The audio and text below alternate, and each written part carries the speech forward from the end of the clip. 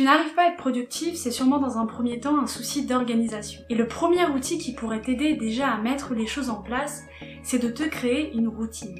Une routine, qu'est-ce que c'est? C'est un ensemble d'actions effectuées dans le même ordre de manière régulière. Te créer une routine, que ce soit du matin ou du soir, te permettra d'ancrer des habitudes qui te mettront dans un état d'esprit propice à commencer ta journée ou à dormir. Avant de commencer la vidéo, il y a 2 choses que tu dois savoir. De 1, une routine est unique, elle est propre à toi. Essayer de t'approprier la routine de quelqu'un d'autre peut ne pas du tout marcher. Et la deuxième chose à savoir, c'est que ça prend du temps. Ça prend du temps de prendre le rythme, de mettre en place les choses qu'on juge utiles ou non, et surtout de les mettre dans un ordre qui fonctionne pour toi. Salut YouTube, c'est Lexi, et dans mes vidéos, j'aimerais te partager toutes les notions qui m'ont permis d'apprendre à me connaître, et surtout d'affirmer mes choix, mes rêves et mes projets auprès des autres. Si tu ne le sais pas, je viens tout juste de créer ma chaîne et pour commencer comme il se doit, je me suis lancé le challenge de réaliser une vidéo par jour pendant 30 jours. Alors si tu veux me rejoindre dans cette aventure, n'hésite pas à t'abonner et à activer la cloche pour ne rien manquer. Alors pour cette vidéo, j'ai beaucoup hésité. J'ai hésité à te montrer ma routine ou à te parler d'une routine incroyable que tu pourrais mettre en place et que tu aurais super envie de suivre, parce que notamment j'ai vu que c'était 2 choses qui se faisaient beaucoup. Alors oui, si je te parlais de ma routine, tu pourrais avoir quelques petites informations et te faire une idée de la chose. Mais comme je te l'ai dit en début de vidéo, une routine est propre à chacun et je trouvais que juste te parler de la mienne ne serait pas assez complet. Et si je te parlais de la routine incroyable à mettre en place où tu fais 1000 choses en 30 minutes à peine réveillé, ça pourrait extrêmement te décourager. Donc ce que j'ai envie de te proposer pour cette vidéo, c'est qu'on visualise ensemble ta journée, du réveil au coucher, et que je te propose au fur et à mesure tout plein de choses que tu peux mettre en place, que j'ai jugées efficaces ou agréables. Alors je fais partie de ceux qui pensent qu'une journée productive commence par un réveil qui sonne tôt. En effet, si tu te lèves à 7h, tu vas forcément faire plus de choses entre 7h et midi que si tu te levais à 9h ou 10h. C'est comme si un peu ta journée était scindée en 3 parties. Tu as le matin, l'après-midi et le soir. Si tu te lèves plus tôt, inévitablement tu te couches plus tôt parce que tu as besoin d'une certaine dose de sommeil. Tu vas forcément en faire plus durant ta matinée parce que l'après-midi, j'ai l'impression que ça sonne un peu comme une nouvelle partie de la journée. Et surtout le matin, c'est le moment où tu as le plus d'énergie, où tu es le plus efficace parce que tu as le plus de volonté. Parce que ce qu'il faut savoir, c'est que la volonté n'est pas infinie. C'est pour ça que si tu fais les choses les plus importantes et qui demandent le plus d'implication le matin, tu les feras de manière plus efficace. Parce que tu auras la volonté et l'énergie pour. Alors pas de panique si pour le moment tu te lèves tard, il existe une méthode très simple pour prendre l'habitude de te lever tôt petit à petit. Il suffit d'avancer ton réveil de 15 minutes tous les 2-3 jours environ. Alors évidemment, comme pour tout, tu peux juger ça par toi-même et voir avec ton ressenti. Par exemple, moi, il y avait une période où je me levais à 13h, et j'ai directement mis mon réveil à 9h, et c'est à partir du moment où je réussissais à me lever à 9h que j'ai petit à petit descendu mon réveil de 15 minutes, dès que je sentais que je me levais plus facilement. Alors, maintenant que tu es réveillé, ne perds pas de temps, ne fais pas répéter ton alarme et ouvre tes volets. Ça va te permettre de faire rentrer la lumière dans la pièce, indiquer à ton cerveau qu'il fait jour et que la journée commence. Ensuite, en ce moment, je suis en train de tester quelque chose qui se révèle super efficace et moi-même je ne m'y attendais pas. Dès que les volets sont ouverts, je bois un grand verre d'eau. Donc ça, c'est quelque chose qui est assez connu. Et après ce verre d'eau, je fais 10 pompes. Mais alors là, je suis réveillée, je suis boostée pour commencer ma journée. Alors là, je te parle de faire des pompes, mais tu peux très bien juste courir sur place, sauter sur place ou faire du gainage. Il s'agit juste de faire un petit exercice qui éveille ton corps, qui le met dans une dynamique. Alors c'est pas le moment de faire ta séance de sport intensive. C'est vraiment juste le moment de te réveiller pour être sûr de ne pas succomber, de retourner dormir. Et justement, pour ne pas se laisser tenter de retourner sous la couette, surtout qu'en ce moment on est en hiver et que c'est bien agréable d'y être, il faut prendre l'habitude de faire ton lit. Tu fais ton lit et tu as interdiction de retourner sous la couette avant le soir pour dormir. Alors évidemment, si tu es dans ta chambre et que tu as que ton lit au bureau, je vais pas te forcer à rester assis sur une chaise toute la journée. Mais l'essentiel est de ne pas retourner sous la couette et surtout pas dans une position allongée qui aurait tendance à te fatiguer et à te donner envie de dormir. Ensuite, pour ma part, c'est le moment du petit déjeuner. Donc c'est vrai que là, c'est vraiment comme tu le sens, parce qu'il y a plusieurs régimes différents. Je sais qu'il y a certaines personnes qui n'aiment pas déjeuner, ou qui déjeunent très peu, ou certaines personnes qui aiment se faire un bon gros déjeuner. Là, c'est vraiment comme tu le sens. Moi, ça dépend. Il y a des jours où je me mange juste quelques petits biscuits avec un verre de lait. Des fois, ça va être des œufs avec un jus d'orange. Ça dépend vraiment, et là, sur ce point-là, je préfère te dire de le faire comme tu le sens.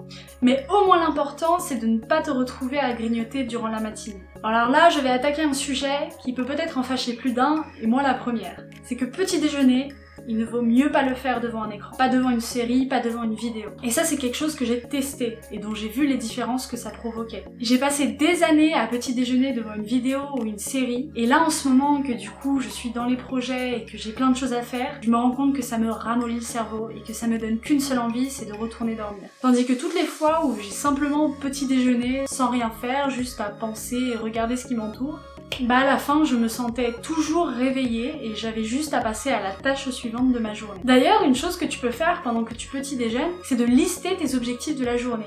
Comme ça, tu les as sortis de ta tête, tu n'as plus à y penser, tu sais qu'ils sont là, et au moins tu peux consacrer tout le nouvel espace libre de ton cerveau à de nouvelles choses. Alors là, tout pareil, ce qui va suivre, il faut que tu fasses en fonction de ton ressenti, tes envies et tes besoins. Donc ensuite, ce qui va suivre, ça va vraiment dépendre de tes envies et tes besoins. Parce qu'après avoir petit déjeuner, moi je vais directement m'habiller et me préparer pour tourner la vidéo du jour et la monter. Et seulement après avoir fait tout ça, je vais faire ma séance de sport et j'essaye de la faire 1 heure ou 2 heures avant de manger le midi. Donc tu comprendras que pour notre petite planète, je ne vais pas me doucher 2 fois en une matinée. Donc j'attends de prendre ma douche après ma séance de sport. Parce que personnellement, avoir petit déjeuner, je n'ai aucun mal à me plonger dans les choses que j'ai à faire. Mais je peux te conseiller que te doucher est une très bonne manière de commencer la journée. Ça va permettre de te réveiller et justement de faire comprendre à ton corps que ça y est, la journée commence, qu'on est prêt à être productif. Donc voilà, comme je t'ai expliqué, moi ma journée je la consacre à tourner et monter les vidéos. Mais toi tu peux réfléchir et commencer à travailler sur un projet, lire, suivre une formation. Tu peux même aussi mettre de l'ordre dans ton espace de travail et juste ton espace de vie, si c'est ta chambre ou ton appartement. C'est quelque chose que je trouve très important à faire quotidiennement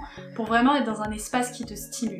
Donc voilà, peu importe ce que tu fais, le matin c'est vraiment le moment idéal pour être efficace et checker toutes les choses importantes que tu as à faire. Alors après avoir déjeuné, je te conseille de prendre un petit temps de digestion et d'en profiter pourquoi pas pour lire, parce que je trouve notamment que lire est un très bon moyen de développer son imaginaire, son vocabulaire, de découvrir de nouvelles choses et d'approfondir des connaissances. Quand on se lève tôt, pour ma part, il est difficile d'enchaîner une journée vraiment productive d'un seul trait. C'est pour ça qu'en début d'après-midi, je prends 20 minutes pour faire une petite sieste, ça permet de me régénérer et de débuter mon après-midi énergisé. Bon alors pour ma part, moi l'après-midi, je dois partir au travail. Mais pour toi, c'est carte blanche. Tu peux profiter d'aller te balader un peu, parce que c'est vrai qu'entre ce confinement et ce couvre-feu, c'est plus trop ce qu'on fait, et ça te permettra de prendre l'air, de sortir un peu de ton environnement habituel, de prendre du temps pour toi et tes pensées, et surtout de profiter de la nature qu'il y a dehors. Et ensuite, l'après-midi, c'est comme tu le souhaites. Mais c'est quand même mieux de rester un minimum productif. C'est pas encore le moment de se perdre sur les vidéos ou se perdre sur les réseaux. Tu peux en profiter pour continuer d'avancer sur ton projet, faire des recherches, lire, dessiner, chanter, danser, te mettre à jour dans ta paperasse, prendre un thé, tout ce que tu veux. Et là, on arrive à la fin de la journée. C'est là que tu vas pouvoir commencer à te détendre, à te mettre dans un esprit calme pour anticiper le moment où il va falloir se coucher. Alors par exemple, dans les choses que tu peux faire le soir tranquillement, j'en ai déjà parlé dans une autre vidéo, c'est les flots de pensées. Alors c'est un exercice en fait où tu écris sans t'arrêter toutes les pensées que tu as dans la tête. Ça permet de te libérer de tes émotions et de tes pensées, et après coup tu pourras y relire pour éventuellement prendre du recul et analyser la situation. Ensuite, un autre exercice que j'entends de plus en plus parler, c'est le carnet de gratitude. Alors en fait, il s'agit de noter 5 ou peut-être 10 choses pour lesquelles tu es reconnaissant. Ça permet de terminer la journée sur une note positive et ça permet aussi de prendre conscience des bonnes choses qui nous entourent et des bonnes choses qui nous arrivent. Et ce qu'il y a de super important quand on essaye d'élaborer une routine, c'est d'analyser sa journée. Alors une routine, pour rappel, ça s'élabore vraiment journée par journée. Il faut pas commencer à se mettre 8000 tâches qu'on pourra jamais atteindre et ainsi se décourager.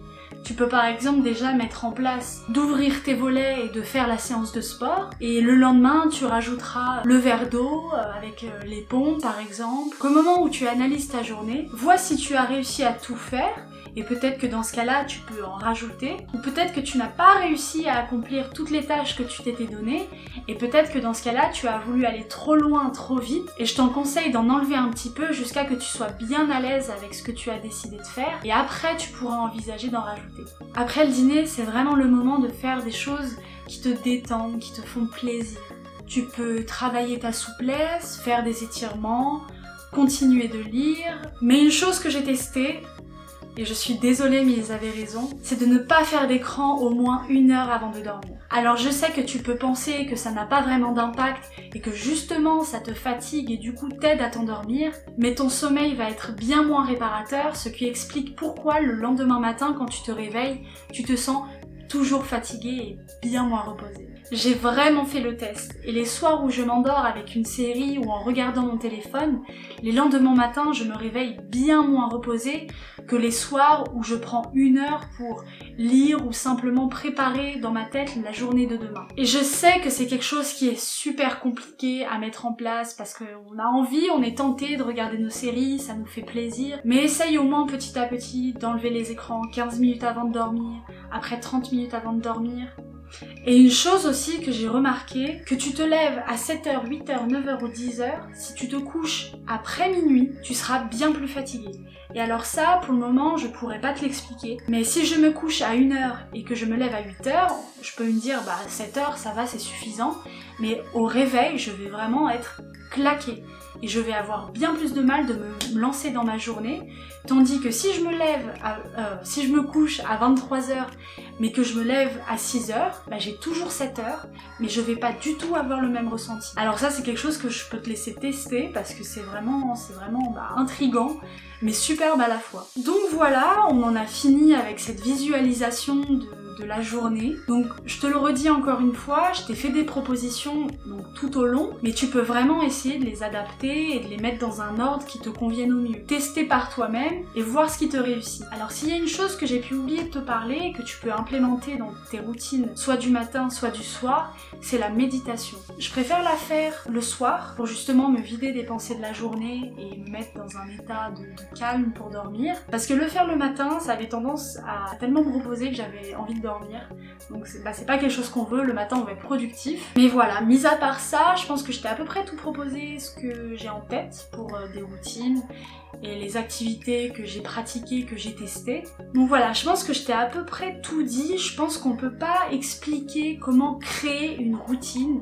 On peut juste donner toutes peut-être les actions à mettre en place, les choses à penser, les choses un peu plus élémentaires. Mais c'est vraiment à toi maintenant de voir ce que tu veux récupérer, voir ce que tu veux mettre en place, voir ce qui te réussit et ainsi créer ta propre routine sur mesure parce qu'encore une fois, c'est quelque chose d'unique à chacun. Donc voilà, ça m'a fait vraiment très plaisir d'aborder tout ça avec toi et d'y faire de manière un peu plus simple. Si la vidéo t'a plu, qu'elle a pu t'apporter et t'inspirer, n'hésite pas à déposer un petit j'aime, à me laisser un commentaire pour me donner un avis, un retour, une expérience. Et si tu as envie qu'ensemble on parvienne à affirmer nos rêves, alors n'hésite pas à t'abonner et à activer la cloche. Je te retrouve demain et en attendant, je te souhaite une excellente journée.